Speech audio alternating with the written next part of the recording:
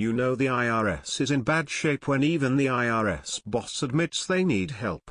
IRS Commissioner John Koskinen went on Fox News Wednesday in a tell-all interview about his agency.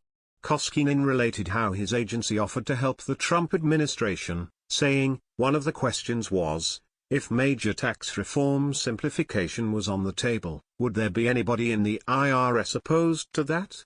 I was quick to respond, after having talked to employees, that nobody is more supportive of tax simplification than the IRS." President Trump made tax reform a huge part of his campaign, and his Secretary of Treasury Steve Mnuchin said he planned on simplifying the tax code so that the average American should be able to do his taxes on a large postcard. Mnuchin plans on doubling the standard deduction for most Americans and also reducing the number of tax brackets from 7 to 3, and called his proposed changes the biggest tax cut and the largest tax reform in the history of our country.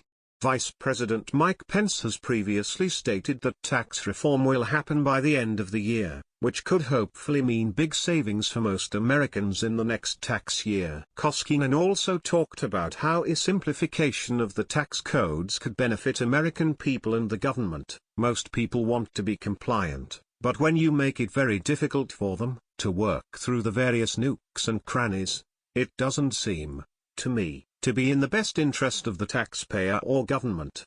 We didn't need the IRS boss to tell us that the IRS needs a lot of help, but it's great to see that he's on board with reform, and even better to see that we now have an administration in charge that is ready to tackle tax reform head-on. Share 20,000 times if you agree.